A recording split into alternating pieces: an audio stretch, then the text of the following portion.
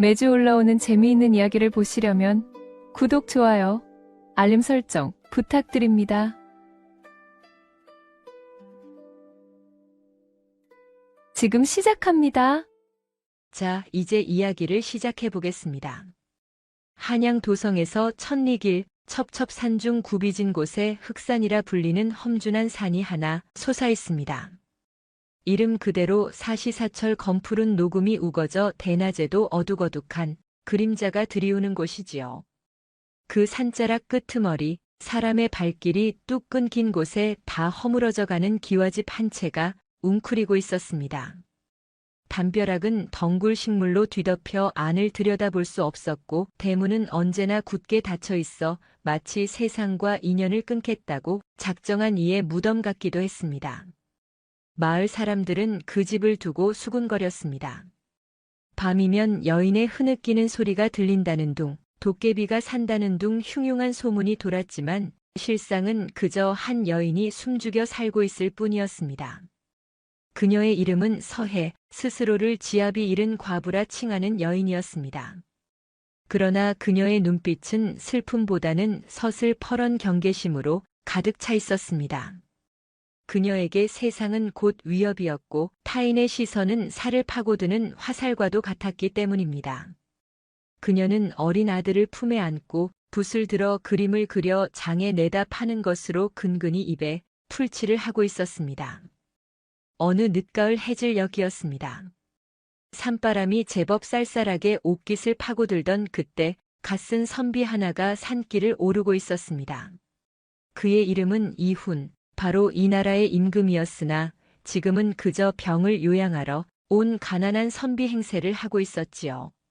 구중궁궐의 답답한 공기와 숨막히는 정쟁에 지친 그는 마음의 병을 고치고자 이 외딴 곳으로 자맹을 나온 참이었습니다.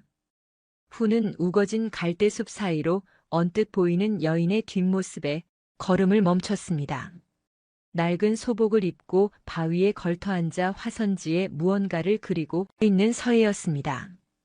훈은 홀린 듯 다가갔습니다. 인기척을 죽이고 훔쳐본 그녀의 그림 속에는 앙상한 가지만 남은 매화나무 한 그루가 그려져 있었습니다. 그런데 이상하지요. 꽃잎은 다 떨어졌는데 그 가지가 묘하게 하늘을 향해 꼿꼿이 고개를 쳐박고 있는 것이 마치 살려달라 비명을 지르는 것 같기도 하고 죽지 않겠다 오기를 부리는 것 같기도 했습니다. 붓끝에 서린 한기가 예사롭지 않군요. 훈이 저도 모르게 내뱉은 한마디였습니다. 그 소리에 서해는 소스라치게 놀라며 자리에서 벌떡 일어났습니다. 손에 든 붓이 바르르 떨렸고 화선지 위로 검은 먹물이 뚝 떨어져 번져나갔습니다. 그녀는 황급히 그림을 등 뒤로 감추며 뒷걸음질 쳤습니다. 마치 산짐승을 마주한 초식동물처럼 공포에 질린 눈빛이었습니다. 누구십니까? 어찌 기척도 없이 남의 뒤를 밟으시는 겁니까? 서해의 목소리는 날카로웠지만 그 밑바닥에는 짙은 두려움이 깔려 있었습니다. 훈은 자신의 실수가 컸음을 깨닫고 얼른 갓을 고쳤으며 정중하게 허리를 숙였습니다. 놀라게 해드려 송구합니다. 저는 아랫마을 암자에 머물고 있는 선비, 이가라 합니다. 산책을 하다 풍광이 좋아 걷다 보니 부인께서 그림을 그리시는 모습이 하도 절경이라 저도 모르게 실례를 범했습니다. 훈의 목소리는 부드럽고 차분했습니다. 보통의 사내들처럼 그녀의 미모를 훑어보거나 껄떡거리는 기색은 전혀 없었지요. 그러나 서희에게는 그 친절함조차 독이 든 사과처럼 느껴질 뿐이었습니다. 그녀는 떨리는 손으로 옷깃을 여미며 차갑게 대꾸했습니다. 남녀가 유별하거늘 외간 사내가 이 깊은 산중에서 홀로 있는 여인에게 말을 거는 것 자체가 무례입니다. 당장 물러가십시오. 부인의 말씀이 100번 옳습니다. 허나 저 그림 속에 담긴 나무가 너무나 외로워 보여서 말입니다.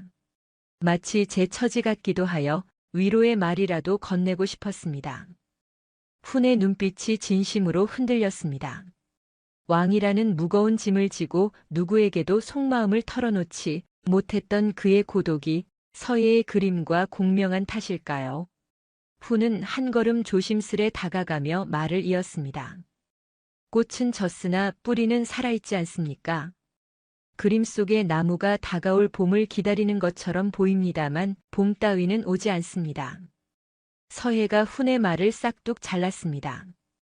그녀의 얼굴에 씁쓸한 미소가 스치듯 지나갔습니다.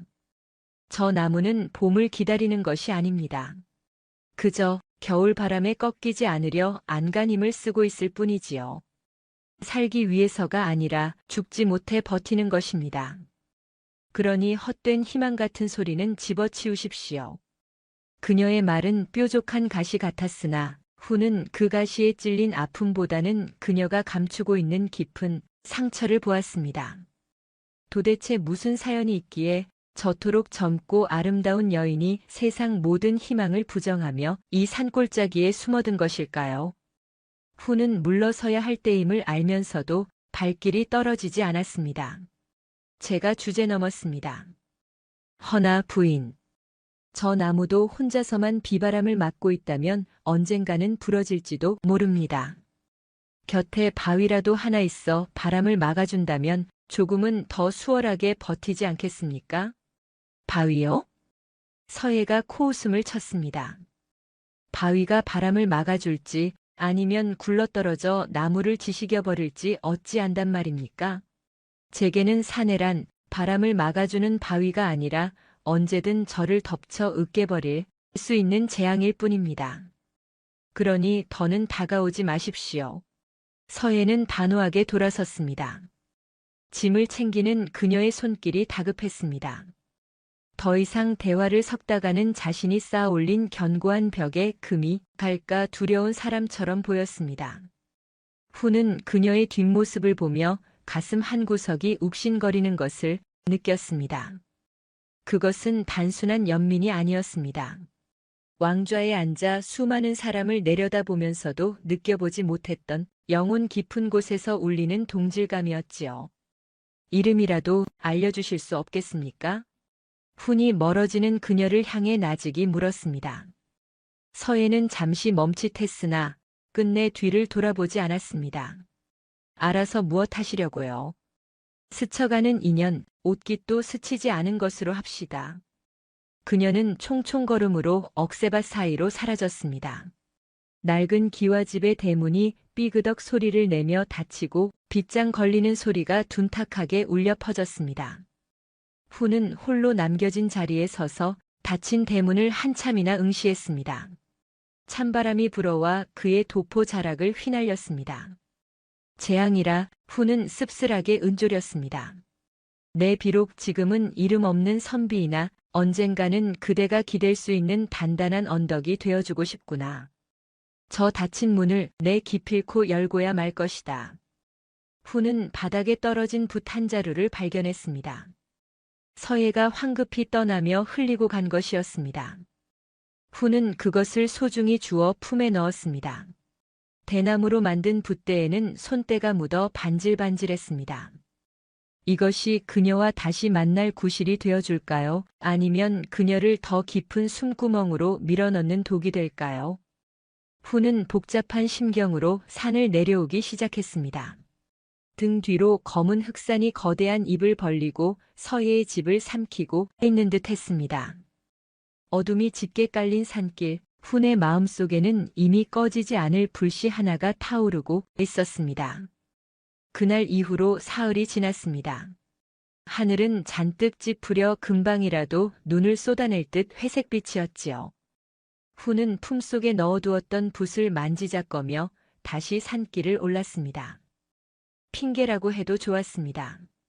그저 그 눈동자에 서려있던 짐승처럼 웅크린 두려움이 자꾸만 눈에 밟혀 견딜 수가 없었으니까요. 주인을 찾아주어야 하지 않겠는가. 스스로에게 몇 번이나 되뇌며 합리화했으나 발걸음은 저절로 그 낡은 기와집으로 향하고 있었습니다. 집 근처에 다다르자 담장 너머가 아닌 개울가 쪽에서 아이의 웃음소리가 들려왔습니다. 훈이 고개를 돌려보니 대여섯 살쯤 되어 보이는 사내아이가 쪼그리고 앉아 흐르는 물에 돌멩이를 던지고 있었습니다. 서희의 아들 겸이었습니다. 아이는 혼자였지만 마치 누군가와 대화하듯 중얼거리며 놀고 있었지요. 그 모습이 어미의 고독을 쏙 빼닮아 훈의 가슴 한편이 아릿해졌습니다. 훈은 조심스레 아이에게 다가갔습니다. 도련님, 홀로 물놀이를 하시는 게지요? 인기척에 놀란 겸이 고개를 번쩍 들었습니다. 경계심 가득한 눈매가 서예와 판박이었습니다. 아이는 뒷걸음질 치며 훈을 노려보았습니다. 누구십니까? 어머니께서 낯선 사람과는 말도 섞지 말라 하셨습니다. 당차게 말하려 애쓰지만 목소리는 가늘게 떨리고 있었습니다. 훈은 아이의 눈높이에 맞춰 무릎을 굽히고 앉았습니다. 그리고 갓근을 고쳐 매며 가장 온화한 미소를 지어 보였지요. 나는 저 아랫마을 암자에 머무는 선비란다. 내 어머니께서 잃어버리신 물건을 주워 돌려드리러 왔단다. 해치려는 것이 아니니 겁먹지 말거라. 어머니 물건이요? 아이가 고개를 갸웃거렸습니다. 훈이 품에서 대나무 붓을 꺼내 보이자 아이의 눈이 동그랗게 커졌습니다. 그건 어머니가 아끼시는 붓인데 없어져서 며칠 동안 속상해하셨어요. 그렇구나. 내 이것을 전해드리면 내 어머니께서도 기뻐하시겠지? 훈의 다정한 말투에 아이의 경계심이 조금 허물어지는 듯 했습니다. 그런데 그때였습니다. 산 아래쪽에서 왁자지껄한 소리가 들려왔습니다. 나무를 하러 온 마을 장정들과 나무를 캐던 아낙네 서너 명이 개울가를 지나고 있었습니다. 그들은 훈과 겸을 발견하자마자 자기들끼리 쑥덕거리기 시작했습니다. 어머, 저기 좀 봐. 저 과분의 아들 녀석 아니야? 한 아낙이 호들갑을 떨자 옆에 있던 이가 혀를 찼습니다. 쯧쯧, 아비 없는 자식이라더니 대낮부터 저리 싸돌아다니는구만. 저 어미는 산에 홀리는 그림이나 그리느라 자식 단속도 안 하는가 보네. 곧이어 다른 아낙이 눈을 흘기며 거들었습니다. 아니지, 저기 낯선 사내랑 있는 꼴 좀 보게. 벌써 새 아비라도 구하려는 게야? 원 흉측하기도 해라. 족보도 없는 것들이 마을 물을 다 흐려놓는구만. 들으라는 듯 내뱉는 말들은 비수처럼 날카로웠습니다. 아무것도 모르는 아이의 얼굴에 돌을 던지는 것과 다름없는 폭거였습니다. 겸의 얼굴이 순식간에 붉어지더니 울먹이기 시작했습니다. 아이는 작은 주먹을 꽉 쥐고 바들바들 떨었습니다. 우리 어머니, 그런 사람 아니에요. 우리 어머니 욕하지 마요. 겸이 소리쳤지만 마을 사람들은 비웃음만 흘릴 뿐이었습니다. 어린 놈이 눈을 부라리는 것 좀 보게. 피는 못 속인다더니 독하기가 아주 그 어미랑 똑같네, 똑같아. 한 사내가 낄낄거리며 다가오려 할 때였습니다. 훈이 자리에서 벌떡 일어났습니다. 그의 큰 키와 서늘한 기세가 순식간에 주위를 압도했습니다. 훈은 아무 말 없이 겸의 앞을 막아서며 자신의 넓은 등 뒤로 아이를 숨겼습니다. 그리고 양손으로 아이의 귀를 지그시 막았습니다. 더러운 말들이 아이의 맑은 영혼을 핥히지 못하게 하려는 배려였습니다. 훈의 눈빛이 차갑게 가라앉았습니다. 선비의 온화함은 온데간데 없고 천하를 호령하는 군주의 위엄이 서리빨처럼 뿜어져 나왔습니다. 그 입 다물지 못하겠는가. 나직하지만 묵직한 호통이었습니다. 사내들이 멈칫하며 주춤거렸습니다. 어허, 뉘신데 남의 동네 일에 참견이쇼. 나는 지나가는 객일 뿐이나 사람의 탈을 쓰고 짐승의 말을 뱉는 꼴은 차마 눈뜨고 볼 수가 없어서 그러네. 어린아이 앞에서 부끄러움도 모르는가. 그대들이 뱉은 말은 허공에 흩어지는 것이 아니라 고스란히 그대들의 자식에게 돌아갈 업보가 될 것임을 모르는가. 훈의 목소리에는 거역할 수 없는 힘이 실려 있었습니다. 단순히 목소리가 큰 것이 아니었습니다. 도리에 어긋난 것을 꾸짖는 올곧은 기운에 마을 사람들은 저도 모르게 기가 죽어 뒷걸음질 쳤습니다. 뭐야, 재수가 없으려니. 가세, 가. 미친 선비인가 보네. 사람들이 투덜거리며 서둘러 자리를 떴습니다. 그들이 완전히 사라질 때까지 후는 아이의 귀에서 손을 떼지 않았습니다. 고요가 찾아오자 후는 천천히 손을 내리고 뒤를 돌아보았습니다. 겸은 훈의 도포 자락을 꼭 쥐고 올려다보고 있었습니다. 도련님 놀랐지요? 이제 괜찮습니다. 훈이 아이의 머리를 쓰다듬어 주려던 찰나 누군가 거칠게 훈의 팔을 쳐냈습니다. 내 아이에게 손대지 마시오. 서예였습니다. 언제 달려왔는지 숨을 헐떡이며 하얗게 질린 얼굴로 겸을 자신의 품으로 확 끌어당겼습니다. 그녀의 눈은 공포와 분노로 이글거리고 있었습니다. 무슨 짓입니까? 이젠 아이까지 해코지하려는 겁니까? 서해는 훈을 쏘아보며 아이를 감싸 안았습니다. 마치 어미 늑대가 새끼를 보호하듯 필사적인 몸짓이었습니다. 겸이 어미의 옷자락을 잡아당기며 말했습니다. 어머니 아니에요. 이 아저씨가 사람들이 나쁜 말 할 때 귀 막아주셨어요. 혼내주셨어요. 뭐라고? 서예의 눈동자가 흔들렸습니다. 그녀는 여전히 의심 가득한 눈으로 훈을 바라보았습니다. 훈은 멋쩍은 듯 헛기침을 하며 뒷짐을 졌습니다. 해코지라니요. 당치 않습니다. 그저 지난번 흘리고 가신 물건을 전해드리러 왔다가 도련님이 곤란을 겪고 계시기에 잠시 끼어들었을 뿐입니다. 훈은 품에서 붓을 꺼내 공손히 내밀었습니다. 서예는 멍하니 그 붓을 바라보았습니다. 자신이 그토록 찾던 붓, 그리고 방금 전 목격한 훈의 등. 마을 사람들의 멸시에 늘 혼자 속으로 사귀고 도망치기 바빴던 자신과 달리 이 낯선 사내는 당당히 맞서 아이를 지켜주었습니다. 그녀가 쳐놓은 가시덩굴 같은 벽 틈으로 낯선 온기가 스며드는 순간이었습니다. 왜 그러신 겁니까? 서예가 떨리는 목소리로 물었습니다. 저희는 세상에 손가락질 받는 모자입니다. 가까이에서 득될 것이 하나 없는 사람들입니다.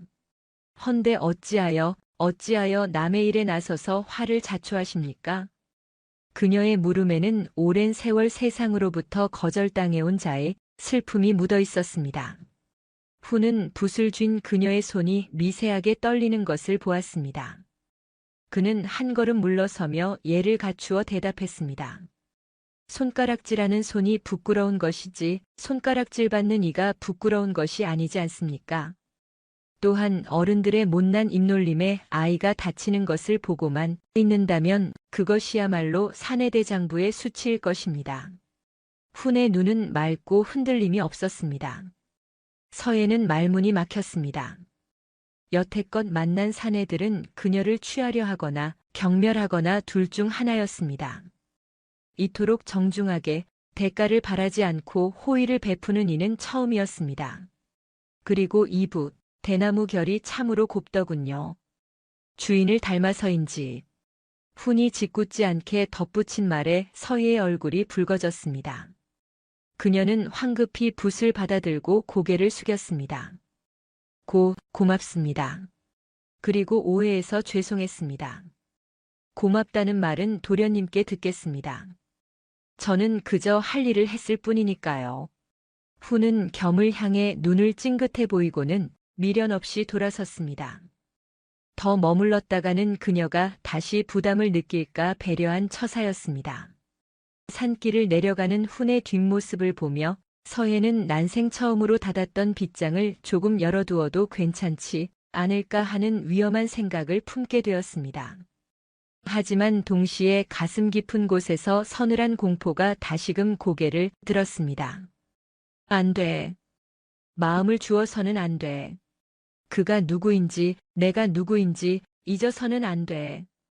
서해는 겸의 손을 으스러지도록 꽉 잡았습니다. 저 멀리서 불어오는 바람에 겨울 냄새가 섞여 있었습니다. 그 바람 끝에 실려올 아직은 알 수 없는 검은 그림자를 그녀는 본능적으로 감지하고 있었는지도 모릅니다. 그해 겨울은 유난히도 혹독했습니다. 흑산 자락에 첫눈이 내리기 시작하더니 이내 온 세상을 하얗게 집어삼킬 듯 굵은 눈발이 며칠 밤낮으로 퍼부었습니다. 세상과의 길을 끊어버릴 듯 쌓인 눈 덕분에 서예의 집은 고요한 섬처럼 고립되었지요. 하지만 그 고립이 서예에게는 오히려 안온한 평화를 주었습니다. 적어도 눈이 쌓인 동안만큼은 마을 사람들의 따가운 시선도 혹여나 자신을 쫓을지 모를 누군가의 발자국 소리도 들리지 않았으니까요. 어스름이 짙게 깔린 저녁, 서예는 대청마루에 앉아 겸이 잠든 방을 물끄러미 바라보고 있었습니다. 그때였습니다. 살인문 밖에서 뽀드득 뽀드득 눈 밟는 소리가 들려왔습니다. 산 짐승인가 싶어 긴장한 서예가 낫을 찾아 손에 쥐려는데 낮고 부드러운 목소리가 담을 넘어왔습니다. 이리오. 주무시는가? 훈이었습니다. 서예는 저도 모르게 안도의 한숨을 내쉬며 낫을 내려놓았습니다. 그녀는 잠시 망설이다가 두터운 외투를 걸치고 마당으로 나가 빗장을 열었습니다. 문 밖에는 눈을 하얗게 뒤집어 쓴 훈이 서 있었습니다. 그의 손에는 종이 꾸러미와 작은 묵 한 덩이가 들려 있었지요. 이 밤중에 어인일이십니까? 서예의 물음에 훈은 멋쩍은 듯 눈 묻은 갓을 털어내며 미소 지었습니다. 눈이 하도 많이 와서 혹여 땔감이나 식량이 떨어지진 않았나 걱정이 되어 와 보았소. 그리고 이것은 겸이 녀석이 심심해할까봐 글공부라도 하라고 가져온 종이와 먹이요. 저희를 챙겨주시는 마음은 감사하나 이리 험한 눈길을 헤치고 오실 필요는 없었습니다. 말은 퉁명스러웠으나 서예는 몸을 비켜 그에게 길을 터주었습니다. 차마 이 추운 날 먼 길을 온 사람을 문전박대할 수는 없는 노릇이었으니까요.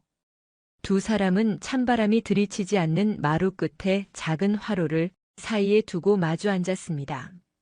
타닥타닥 타오르는 숯불 소리만이 정막을 채웠습니다. 훈이 품에서 조심스레 종이 한 장을 꺼내 놓았습니다. 지난번 서예가 그리다만 그 처절하게 꺾인 매화나무 그림이었습니다. 훈은 그 옆에 자신이 가져온 붓을 가지런히 놓으며 입을 열었습니다. 지난번 부인의 그림을 보고 내내 잠을 이루지 못했습니다. 서예는 찻잔을 쥔 손에 힘을 주며 침묵했습니다. 가지 끝이 땅을 향한 그 매화, 부인은 그것이 죽지 못해 버티는 것이라 했지요. 허나 제 눈에는 다르게 보였습니다. 훈은 숯불을 뒤적이며 나직이 말을 이었습니다. 땅으로 고개를 숙인 것은 굴복한 것이 아니라 제 뿌리를 들여다보고 있는 것이 아닐까요? 가장 차가운 겨울을 견디며 스스로를 다독이는 침묵의 시간 말입니다. 저 그림 속 매화는 울고 있는 게 아니라 스스로를 껴안고 있는 것입니다. 서예의 눈동자가 크게 흔들렸습니다. 자신의 고통을, 그 비참했던 도망과 은둔의 시간을 스스로를 껴안는 시간이라 말해주는 이는 난생 처음이었습니다. 목구멍 끝까지 뜨거운 것이 치밀어 올랐으나 그녀는 애써 참아내며 고개를 돌렸습니다. 선비님은 참으로 모르는 게 없으신가 봅니다. 남의 속을 다 아는 양 말씀하시는 게 거북합니다. 다 안다고 자만하는 것이 아닙니다. 그저 저 또한 오랜 시간 겨울을 살아왔기에 같은 추위를 견디는 이를 알아보았을 뿐이지요. 훈의 시선이 서예의 옆 얼굴에 머물렀습니다. 달빛을 받은 그녀의 얼굴은 시리도록 창백했지만 그 어떤 궁중의 여인보다 기품 있고 아름다웠습니다. 훈은 끓어오르는 연정을 누르며 한마디 한마디 정성스레 골라 내뱉었습니다. 부인, 제가 감히 한 가지 청을 드려도 되겠습니까? 말씀해 보십시오. 그 그림, 빈 여백에 제가 글귀 하나를 더해도 되겠습니까? 혼자 견디는 나무가 안쓰러워 곁에 작은 달이라도 하나 띄워주고 싶어서 그럽니다. 서예는 잠시 침묵했습니다. 남녀가 한 화폭의 그림과 글을 섞는다는 것은 마음을 섞는다는 것과 진배 없는 일이었습니다. 거절해야 마땅했습니다. 그녀는 누군가의 아내였고 도망자였으며 죄인이었으니까요. 하지만 서예는 홀린 듯 고개를 끄덕이고 말았습니다. 훈이 내미는 위로의 손길을 이토록 추운 밤에는 뿌리칠 재간이 없었던 탓입니다. 후는 붓을 들어 거침없이 그러나 섬세하게 글을 써내려갔습니다. 달은 차가운 가지를 탓하지 않고 그저 조용히 어둠을 밝히네.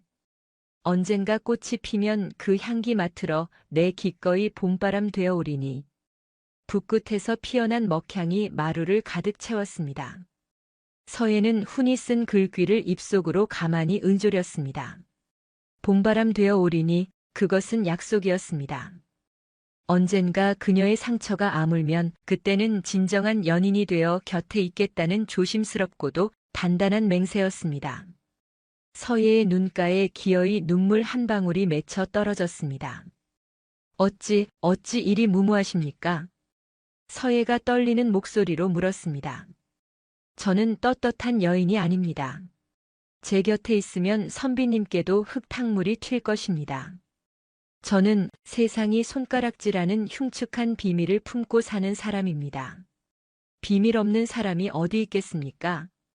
설령 부인이 품은 비밀이 맹독이라 한들 저는 기꺼이 삼킬 준비가 되어 있습니다. 후는 서예의 눈을 똑바로 바라보며 말했습니다.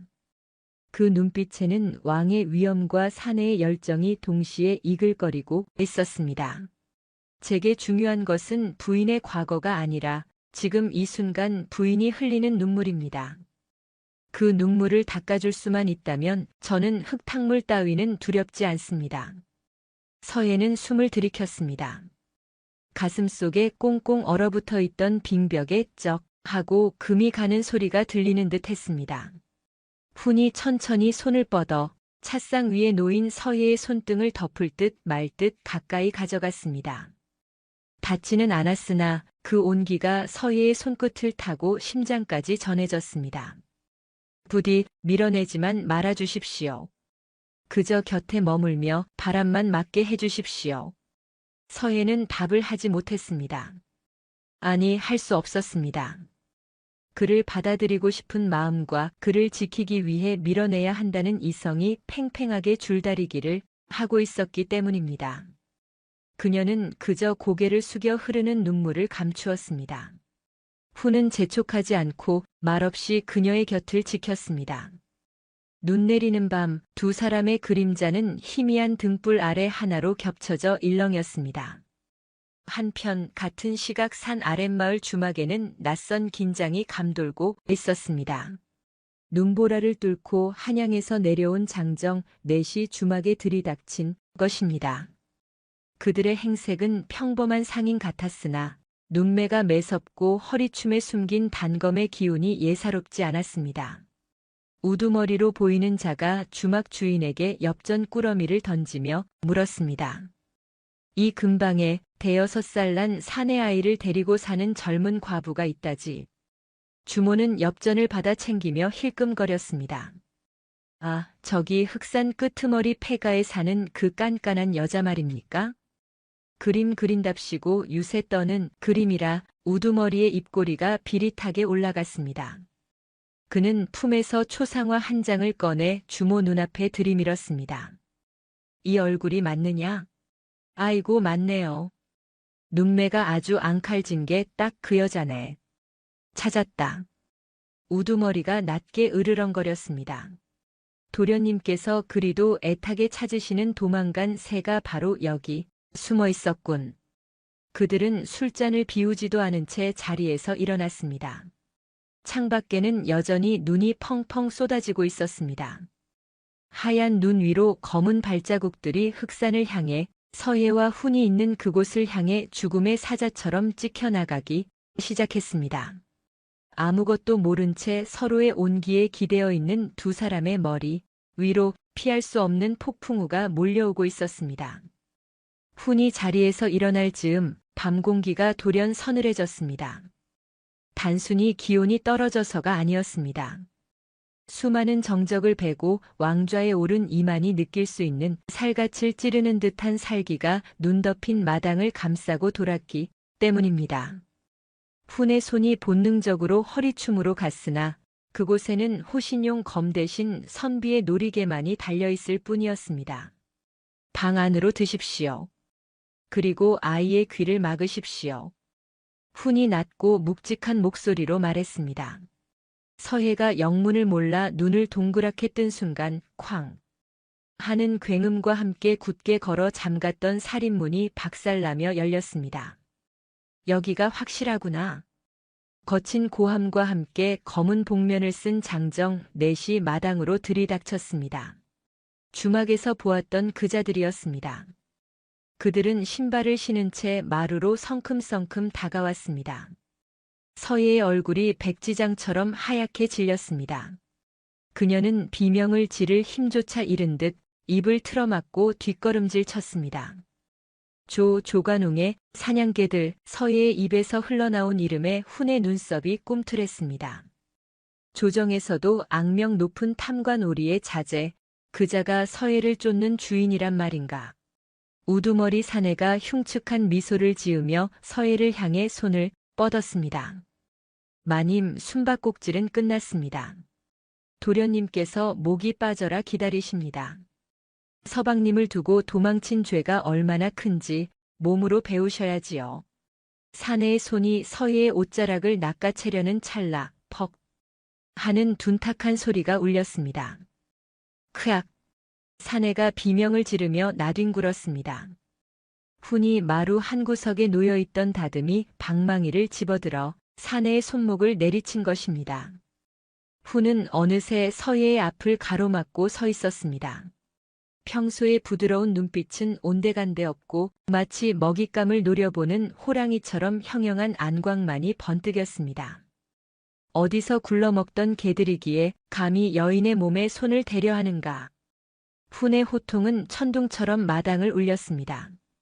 나머지 셋이 흠칫 놀라 주춤거렸으나 이내 품에서 단검을 꺼내들었습니다. 이 새님은 뭐냐? 명줄 재촉하지 말고 비켜라. 우리는 한양 조대감 댁의 일을 보는 사람들이다. 조대감?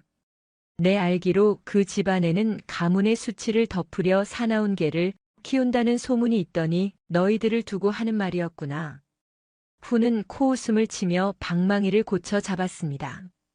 죽고 싶지 않거든 당장 물러가라. 내 오늘 기분이 몹시 언짢으니 자비를 바랄 생각은 마라. 이 자식이. 사내 셋이 동시에 덤벼들었습니다. 서해는 공포에 질려 눈을 질끈 감았습니다. 그러나 비명은 훈의 입이 아닌 사내들의 입에서 터져나왔습니다. 훈은 화려한 검술 대신 간결하고 묵직한 동작으로 그들을 제압했습니다. 달려오는 자의 정강이를 걷어차고 휘두르는 팔을 꺾어 제압하는 솜씨가 예사 선비의 것이 아니었습니다. 왕실 호위무관들에게 직접 전수받은 무예가 빛을 발하는 순간이었습니다. 순식간에 넷 중 셋이 눈밭에 처박혀 신음했습니다. 우두머리는 부러진 손목을 부여잡고 질린 표정으로 훈을 올려다보았습니다. 너 정체가 뭐냐? 알 것 없다. 다만 한 번만 더 이 집에 얼씬거리면 그때는 그 손목이 아니라 목이 달아날 줄 알아라. 당장 꺼져라. 훈의 서슬 퍼런 기세에 압도된 그들은 비틀거리며 대문 밖으로 도망쳤습니다. 어둠 속으로 사라지면서도 그들은 도끼 어린 말을 남기는 것을 잊지 않았습니다. 두고 보자. 조관웅 도련님께서 직접 오시면 너희들은 도간에 든 쥐다. 사내들이 사라지자 마당에는 다시금 무거운 정막이 내려앉았습니다. 훈은 거칠어진 숨을 고르며 방망이를 내려놓았습니다. 그리고 천천히 몸을 돌려 서해를 바라보았습니다.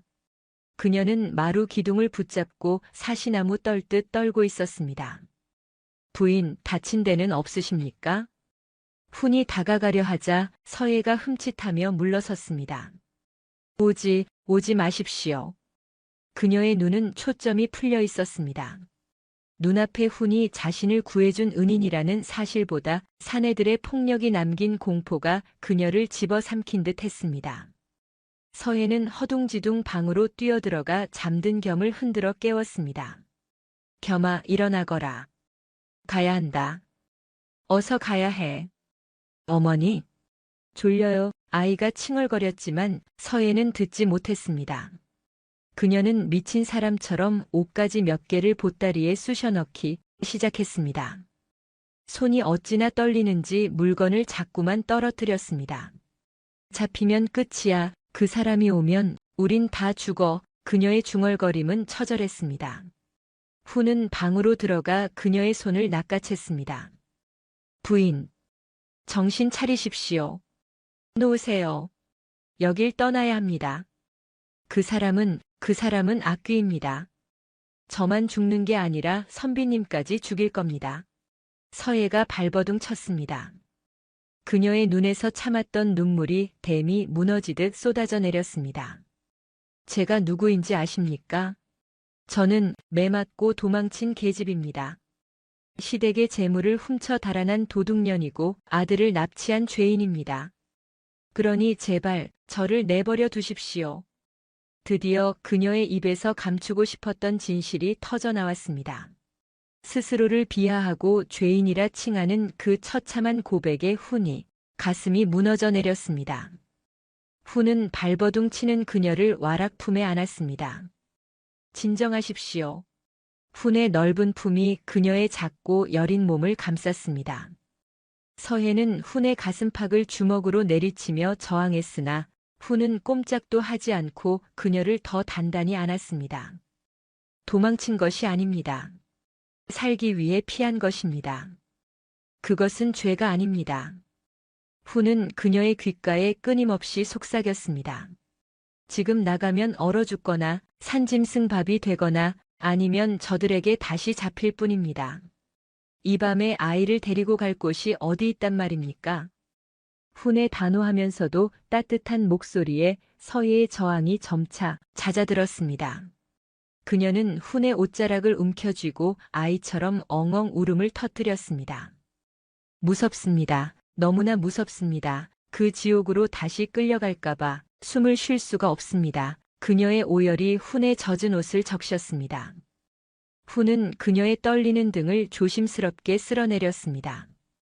왕으로서 수많은 상소를 읽고 백성의 고통을 들었으나 한 여인의 찢어진 마음을 이토록 가까이서 느낀 것은 처음이었습니다.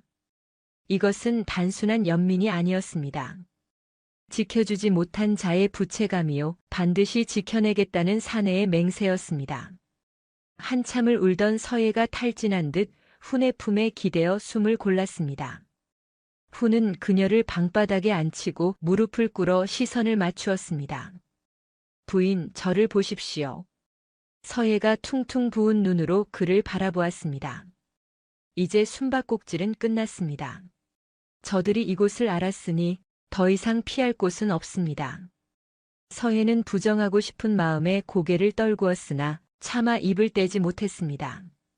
저를 믿으십시오. 제가 부인과 아이를 지키겠습니다. 어찌 생면부지의 남을 위해 목숨을 거십니까? 상대는 권세가인 조관웅입니다. 서예의 물음에 훈은 희미하게 미소 지었습니다. 제가 말하지 않았습니까? 부인의 눈물을 닦아줄 수 있다면 흙탕물도 두렵지 않다고. 훈은 서예의 손을 잡고 자신의 가슴에 가져다 대었습니다. 그리고 저는 부인이 생각하는 것보다 조금 더 힘이 센 바위일지도 모릅니다. 그러니 이제 제게 모든 것을 털어놓으십시오. 알아야 막을 수 있습니다. 그자가 부인에게 무슨 짓을 했는지, 왜 부인이 죄인이 되어야 했는지 하나도 빠짐없이 말입니다. 훈의 눈빛은 단호했습니다. 서예는 그 눈빛에서 난생 처음으로 희망이라는 것을 보았습니다. 밖에서는 다시 거센 바람이 불어와 문풍지를 흔들었지만 방 안은 두 사람의 결의로 뜨겁게 달아오르고 있었습니다. 이제 서예는 자신의 가장 아픈 상처를 꺼내어 그에게 보여줄 준비를 하고 있었습니다. 방 안의 공기는 무겁게 가라앉아 있었습니다. 문풍지 너머로 들려오는 바람소리만이 밤의 정막을 채우고 있었지요. 서예는 무릎을 모으고 앉아 떨리는 손으로 찻잔을 감싸 쥐었습니다. 훈은 그녀가 마음을 추스를 때까지 묵묵히 기다렸습니다. 재촉하지 않는 침묵, 그것은 훈이 그녀에게 줄 수 있는 가장 큰 배려였습니다. 한참 만에 서예의 입이 조심스럽게 열렸습니다. 저는 한양 세도가의 여식이었습니다. 꽃다운 나이에 조대감댁 장남인 조관웅과 혼례를 올렸지요. 남들은 부러워했습니다. 권세가의 인물 좋은 신랑을 만났다며 축복이라 했습니다. 허나 그것이 지옥으로 들어가는 문인 줄은 꿈에도 몰랐습니다. 서희의 목소리는 건조했지만 그 속에 담긴 고통은 깊고 축축했습니다. 그는 두 얼굴을 가진 사내였습니다. 밖에서는 호탕하고 점잖은 선비 행세를 했으나 집 안에만 들어오면 짐승으로 돌변했습니다. 술과 도박에 빠져 가산을 탕진하는 것은 예사였고 기생들을 안방까지 끌어들여 저를 시중들게 했습니다. 제가 눈물로 호소하면 그는 제게 답답한 목석 같다며 비웃고 조롱했습니다. 훈의 주먹이 저도 모르게 꽉 쥐어졌습니다. 겉으로는 성리학을 논하며 안으로는 썩어 문드러진 양반들의 추악한 민낯. 왕으로서 가장 경멸하던 바를 이 여인이 온몸으로 겪어내고 있었던 것입니다. 그래도 참았습니다. 여필종부라 배웠고 출가외인이라 배웠으니까요. 제가 참으면 언젠가는 돌아올 것이라 믿었습니다.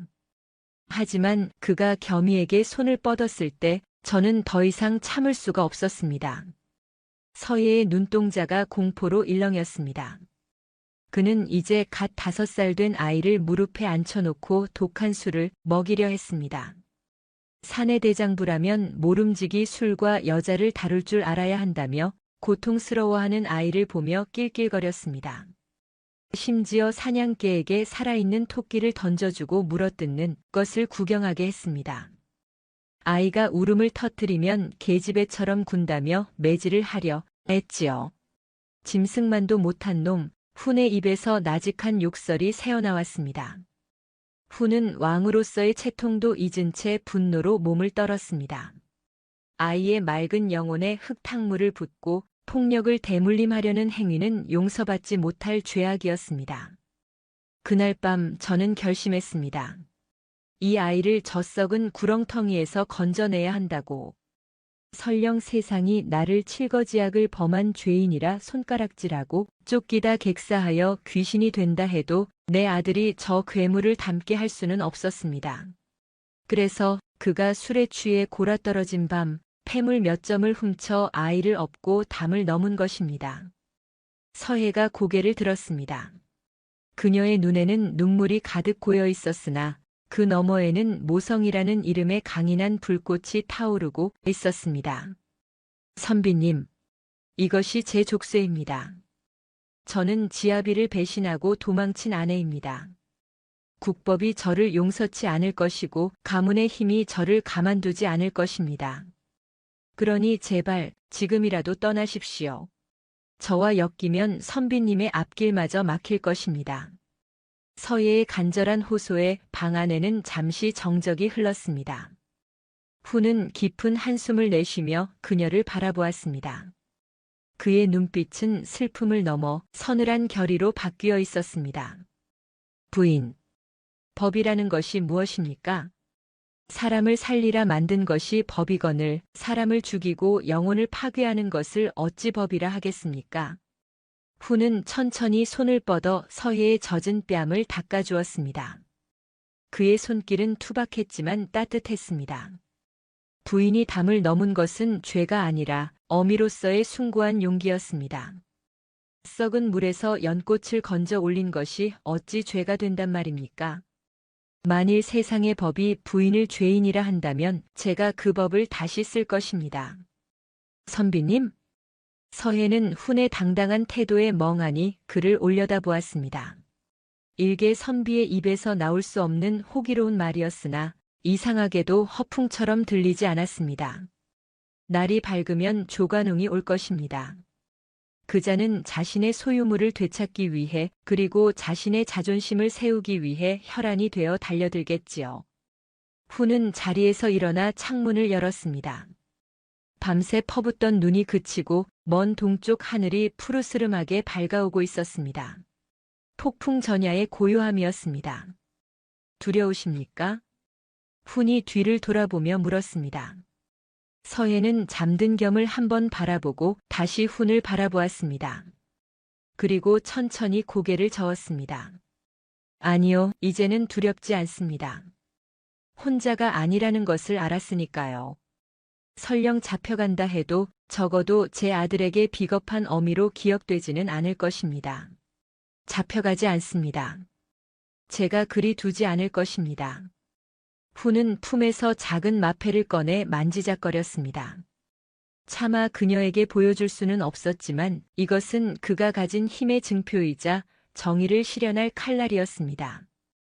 부인, 저를 믿고 한 가지 연극을 해주셔야겠습니다. 연극이라니요? 그자가 들이닥치면 당당하게 맞서십시오. 숨거나 도망치지 말고 그간 겪었던 모든 고통을, 그자가 저지른 모든 죄악을 그자의 면전에서 그리고 사람들 앞에서 낱낱이 고하십시오. 하오나 그자는 제 말을 귓등으로도 듣지 않을 것입니다. 듣게 만들 것입니다. 그리고 그 증언이 그자를 올가매는 진짜 족쇄가 될 것입니다. 부인은 그저 꺾이지 않는 꽃처럼 서 계시면 됩니다. 바람을 맞고 가지를 치는 것은 이 못난 나무꾼이 다 알아서 할 테니까요. 훈의 농담 섞인 말에 서희의 입가에 옅은 미소가 번졌습니다. 처음으로 보여주는 편안한 미소였습니다. 나무꾼이라니요. 선비님은 제게 바위이십니다. 서희의 수줍은 고백에 훈의 가슴이 벅차올랐습니다. 두 사람 사이에는 더 이상 설명이 필요 없는 깊은 신뢰가 흐르고 있었습니다. 날이 완전히 밝았습니다. 멀리서 말발굽 소리가 땅을 울리며 다가오고 있었습니다. 수십 마리의 말이 눈길을 달리는 소리, 그리고 그 선두에는 악귀 같은 조관웅이 있을 터였습니다. 옵니다. 서예가 긴장하며 일어섰습니다. 후는 그녀의 어깨를 단단히 잡았습니다. 가시지요. 지옥의 끝을 보러. 그리고 새로운 봄을 맞이하러. 훈이 앞장서 문을 열었습니다. 눈부신 아침 햇살이 두 사람을 비추었습니다. 마당 너머 부서진 대문 사이로 조관웅이 이끄는 사병들이 시커먼 구름처럼 몰려오고 있었습니다. 그러나 훈의 등 뒤에 선 서예는 더 이상 떨지 않았습니다. 그녀의 앞에는 세상에서 가장 든든한 방패가 버티고 서 있었으니까요. 마당으로 들어선 말발굽 소리가 뚝 그치자 흙탕물이 튄 비단신을 신은 사내가 말에서 내렸습니다. 조관웅이었습니다. 기름진 얼굴에 거만한 눈빛, 허리춤에 매달린 화려한 놀이개들이 그의 권세를 말해주고 있었으나 그 눈동자 깊은 곳에는 타인을 짓밟는 잔혹한 쾌락이 번들거리고 있었습니다. 그의 뒤로 무장을 한 사병 20명이 마당을 포위하며 시퍼런 칼을 뽑아들었습니다. 쥐새끼처럼 잘도 숨어 있었구나. 조관웅이 비릿한 웃음을 흘리며 서예를 노려보았습니다. 내 너를 찾느라 쓴 돈이 기와집 10채 값은 되느니라. 감히 지아비를 능멸하고 도망을 쳐? 내가 정녕 목숨이 아깝지 않은 모양이로구나. 여봐라, 당장 저 계집을 포박하고 아이를 빼앗아라. 멈추어라. 천지를 뒤흔드는 호통 소리에 사병들이 멈칫했습니다. 훈이 서예의 앞을 막아서며 조관웅을 정면으로 응시했습니다. 낡은 선비 복장을 하고 있었으나 그 기세는 수천 군마를 거느린 장수보다 더 위압적이었습니다. 내 이놈 썩 비키지 못할까? 어디서 굴러먹던 촌생원이 양반의 일에 끼어드는가? 목이 달아나고 싶으냐? 조관웅이 채찍을 들어 훈을 가리키며 윽박질렀습니다. 훈은 꿈쩍도 하지 않고 싸늘하게 대꾸했습니다. 양반. 내 놈이 양반이라 칭하는 것이 부끄럽지도 않으냐. 내 눈에는 그저 약한 아녀자와 어린아이를 괴롭히는 시정잡배만도 못한 자로 보일 뿐이다. 뭐라? 저 미친놈이. 조관웅의 얼굴이 불그락푸르락해졌습니다. 당장이라도 달려들 기세였습니다. 그때 훈의 등 뒤에서 서예가 걸어 나왔습니다. 그녀는 두려움에 떨던 예전의 서예가 아니었습니다. 훈이 불어넣어준 용기가 그녀를 지탱하고 있었습니다. 그녀는 창백하지만 또렷한 얼굴로 조관웅을 노려보았습니다. 여보시오, 조관웅 나으리. 서예의 서늘한 목소리가 마당에 울려 퍼졌습니다. 당신은 제게 지아비가 아니라 재앙이었습니다. 당신은 가문의 권세를 이용해 백성들의 고혈을 빨았고 그 돈으로 기생들과 놀아나며 처자식을 굶겼습니다. 그것도 모자라 5살배기 아들에게 술을 먹이고 살생을 가르치려 했습니다. 그것이 사람의 탈을 쓰고 할 짓입니까? 이 천한 것이 미쳤구나. 닥치지 못할까? 아니요, 더 말할 것입니다. 당신은 지난달 관아에 바칠 세곡을 빼돌려 당신의 곳간을 채웠지요. 또한 조정에 뇌물을 바쳐 죄 없는 양민들을 노비로 만들지 않았습니까? 제가 그 장부를 보았기에 당신은 저를 죽여 입을 막으려 하는 것이 아닙니다. 서예의 폭로에 조관웅의 눈이 뒤집혔습니다. 단순한 가정사가 아니라 자신의 비리까지 만천하에 까발려졌기 때문입니다. 주위의 사병들조차 동요하며 수군거렸습니다. 죽여라. 전현과 저놈을 당장 쳐 죽여라. 내 말을 듣는 자에게는 황금 100냥을 주겠다. 조관웅이 고래고래 고함을 질렀습니다. 탐욕에 눈이 먼 사병들이 환호를 지르며 훈과 서예를 향해 달려들었습니다. 서예는 반사적으로 훈의 옷자락을 잡았고 훈은 그녀를 한 팔로 감싸 안았습니다. 절체절명의 순간 훈이 품속에서 붉은 비단에 쌓인 물건을 꺼내어 높이 쳐들었습니다. 어명이니라. 그 짧은 한마디에 세상이 멈춘 듯 했습니다. 훈이 비단을 벗기자 아침 햇살을 받아 번쩍이는 마패와 그보다 더 찬란한 임금의 신분패가 드러났습니다. 달려들던 사병들이 그 빛에 눈이 먼 듯 굳어버렸습니다. 나를 알아보겠느냐? 훈이 갓을 벗어 던지자 상투를 튼 익선관 자국이 선명한 이마와 용의 기운을 품은 안광이 드러났습니다. 그는 더 이상 초라한 선비가 아니었습니다. 조선의 지존, 금상이 그곳에 서 있었습니다. 전하. 조관웅의 눈이 튀어나올 듯 커졌습니다. 다리에 힘이 풀린 듯 그가 털썩 주저앉았습니다. 사병들은 혼비백산하여 칼을 버리고 바닥에 머리를 쳐박았습니다. 상감마만 합시오. 때를 맞추어 산등성이 너머에서 북소리가 울리더니 매복해 있던 금군들이 들이닥쳤습니다. 붉은 옷을 입은 병사들이 순식간에 조관웅의 사병들을 포위하고 무장을 해제시켰습니다. 흑산의 검은 숲이 왕의 군대로 붉게 물들었습니다. 훈은 서예를 품에서 놓아주고 천천히 걸어가 조관웅 앞에 섰습니다. 조관웅, 듣거라. 너는 하늘을 속이고 백성을 능멸하였으며 한 여인의 인생을 짓밟고도 부끄러움을 몰랐다. 내가 말한 그 양반의 법도가 너를 지켜줄 것이라 믿었느냐? 전하, 죽을 죄를 지었습니다. 한 번만 용서해 주시옵소서. 저는 그저 아내를 데려가려던 것뿐이옵니다. 조관웅은 땅에 머리를 찌우며 비굴하게 목숨을 구걸했습니다.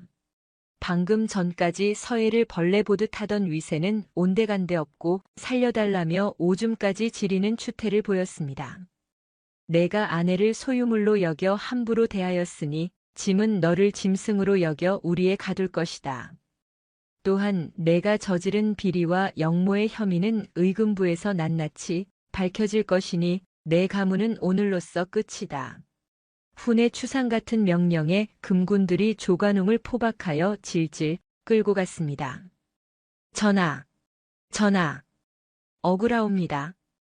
조관웅의 비명소리가 산자락 멀리 사라질 때까지 훈은 차가운 눈으로 그를 지켜보았습니다. 모든 소란이 정리되자 훈은 다시 몸을 돌려 서예를 바라보았습니다.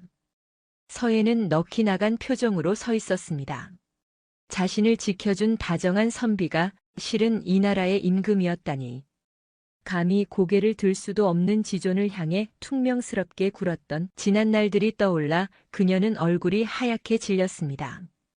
서예는 떨리는 무릎을 꿇고 엎드렸습니다. 전하, 미천한 계집이 용안을 알아보지 못하고 불경을 저질렀습니다. 죽여주시옵소서. 그녀의 몸이 사시나무처럼 떨렸습니다. 이제 아기는 사라졌으나 신분이라는 거대한 벽이 다시금 그녀를 짓누르고 있었습니다. 왕과 도망친 유부녀. 이것은 또 다른 비극의 시작일지도 모른다는 두려움이 엄습했습니다.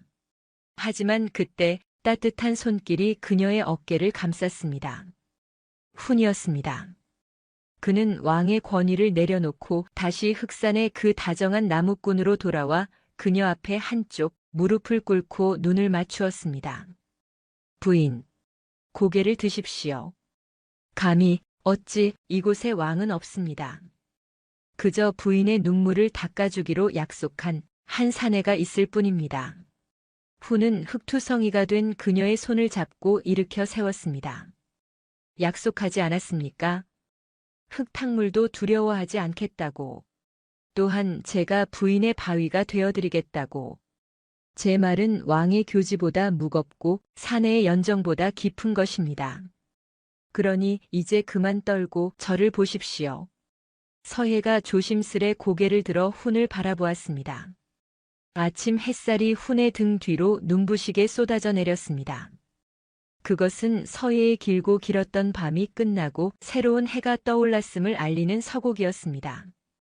그로부터 계절이 두어 번 바뀌어 흑산 자락에도 어김없이 봄이 찾아왔습니다. 겨우내 산을 집어삼킬 듯 맹위를 떨치던 눈보라는 흔적도 없이 사라졌고 앙상했던 나뭇가지마다 연분홍 진달래와 샛노란 생강나무, 꽃이 흐드러지게 피어났습니다. 사람들은 더 이상 그 산속 외딴 기와집을 가리켜 귀신이 나오는 흉가라 부르지 않았습니다. 대신 지존께서 자맹을 나와 숨겨진 보석을 찾아낸 왕의 산이라 부르며 경외심 어린 눈으로 바라보곤 했지요. 한양 도성에서는 큰 사단이 났었습니다. 조관웅과 그 아비인 조대감의 가문이 영모와 비리에 연루된 사실이 낱낱이 밝혀져 가문이 풍비박산 난 것입니다. 후는 추상 같은 판결로 그들의 관직을 삭탈하고 유배형에 처함으로써 조정의 기강을 바로잡았습니다. 그리고 무엇보다 중요한 일, 바로 서예에게 씌워진 도망친 죄인이라는 멍해를 벗겨주는 일이었습니다. 후는 어명을 내려 조관웅의 폐악질을 낱낱이 공표하고 서예가 겪은 고초는 지아비의 폭력에 대항한 정당한 항거였음을 인정했습니다. 그녀의 신분은 복권되었고 더 이상 숨어 지낼 이유가 사라진 것입니다. 어느 따스한 봄날 오후 서예는 마당에 앉아 그림을 그리고 있었습니다. 이제 그녀의 붓끝에서는 더 이상 앙상하고 죽어가는 나무가 아닌 생명력 넘치는 매화숲이 피어나고 있었습니다. 곁에서는 몰라보게 혈색이 좋아진 겸이 나비를 쫓아 뛰어다니고 있었지요. 어머니, 저기 좀 보세요. 아저씨가 오셨어요. 겸이 대문 쪽을 가리키며 펄쩍 뛰었습니다. 서예가 고개를 들자 활짝 열린 대문 사이로 훈이 들어서고 있었습니다. 이번에는 남루한 선비 복장이 아닌 화려하지는 않으나 기품이 흐르는 비단 도포 차림이었습니다. 뒤따르는 호위무관들은 멀찍이 물러서 있었고 훈은 오로지 한 사내로서 그녀의 마당을 밟았습니다. 서예는 붓을 내려놓고 천천히 일어났습니다. 가슴이 벅차올라 인사를 올리는 것조차 잊을 지경이었습니다. 그간 평안하셨습니까? 훈이 먼저 부드러운 미소를 지으며 말을 건넸습니다. 전하, 국사가 바쁘실 터인데 어찌 이 누추한 곳까지 내 마음이 머무는 곳이 이곳인데 궁궐이 다 무슨 소용이겠습니까? 그리고 부인께 돌려받아야 할 빚이 있어 왔습니다. 빚이라니요? 서예가 의아해하자 후는 뒷짐을 풀고 다가와 그녀가 그리던 그림을 내려다보았습니다. 지난 겨울 내 부인의 그림에 글귀를 더하며 약속하지 않았습니까? 꽃이 피면 그 향기 맡으러 봄바람 되어오겠노라고. 내 이제 봄바람이 되어왔으니 부인은 내게 그 꽃향기를 내어주셔야 하지 않겠습니까? 훈의 은유 섞인 고백에 서예의 볼이 복사꽃처럼 붉게 물들었습니다. 그녀는 고개를 숙이며 작게 웃었습니다. 전하께서는 참으로 못말리는 장사꾼이십니다. 겨우 글귀 하나 적어주시고는 이리 큰 이자를 받으려 하시다니요. 장사꾼이라 해도 좋고 바위라 해도 좋습니다. 허나 이제는 부인의 곁을 지키는 지아비가 되고 싶습니다. 훈의 표정이 진지하게 바뀌었습니다. 그는 서예의 두 손을 조심스럽게 잡았습니다. 궁으로 가십시다. 이제 그만 이 춥고 외진 곳을 떠나 내 곁에서 가장 환한 해를 맞이해 주십시오. 칠거지약이니 재간이 하는 낡은 법도는 내가 다 막아설 것입니다. 그 누구도 부인과 겸이의 앞길을 막지 못하게 할 것입니다. 하지만 저는 흠이 많은 여인입니다. 조정의 대신들이 가만히 있지 않을 것입니다. 서예의 망설임에 훈은 고개를 단호히 저었습니다. 흠이 아니라 훈장입니다. 모진 겨울을 견뎌낸 나무만이 가장 아름다운 꽃을 피우는 법. 부인이 겪은 시련은 부인을 더욱 단단하고 고귀하게 만들었을 뿐입니다. 내게 필요한 왕비는 화초처럼 자란 여인이 아니라 폭풍우 속에서도 제 뿌리를 지킬 줄 아는 강인한 여인입니다. 훈의 눈동자에 서예의 모습이 가득 찼습니다. 그것은 단순한 연정을 넘어선 한 인간에 대한 깊은 존경과 신뢰였습니다. 서예는 비로소 깨달았습니다. 자신이 그토록 두려워했던 과거의 사슬이 이 사내의 사랑 앞에서 눈 녹듯 사라졌음을. 그녀는 잡힌 손에 힘을 주며 눈물 젖은 눈으로 미소 지었습니다. 전하께서 저의 바위가 되어주시겠다면 저는 전하의 뜰에 피는 한 그루 나무가 되겠습니다. 비바람이 불면 가지로 막아드리고 햇살이 따가우면 그늘을 들이우겠습니다. 서예의 승낙에 훈의 얼굴이 환하게 피어났습니다. 그는 서예를 와락 끌어안았습니다. 두 사람의 심장 소리가 하나로 포개지는 순간 흑산의 봄바람이 그들을 감싸고 돌며 꽃잎을 비처럼 뿌렸습니다. 와, 아저씨. 아니 전하. 나비를 쫓던 겸이 쪼르르 달려와 훈의 다리에 매달렸습니다. 훈은 호탕하게 웃으며 겸을 번쩍 들어올려 목마를 태웠습니다. 오냐, 우리 겸이도 이제는 좁은 개울가가 아니라 더 넓은 세상에서 놀아야지. 이 아비, 아니, 내가 너에게 더 큰 붓과 더 넓은 종이를 주마. 마음껏 꿈을 펼치거라. 정말요? 그럼 저도 어머니처럼 멋진 그림을 그릴 수 있나요? 그럼 그렇고 말고. 내 어머니보다 더 훌륭한 화공이 될 수도 있고 원한다면 이 나라를 지키는 장군이 될 수도 있단다. 훈의 말에 겸이 까르르 웃음을 터뜨렸습니다. 그 모습을 바라보는 서예의 눈가에 행복한 이슬이 맺혔습니다. 지난날의 고통은 이제 이 순간을 위한 걸음이 되었음을 그녀는 알았습니다. 이야기가 재미있으셨다면 좋아요와 소중한 댓글 부탁드립니다. 영상 제작에 큰 도움이 됩니다. 긴 시간 함께 해주셔서 감사합니다.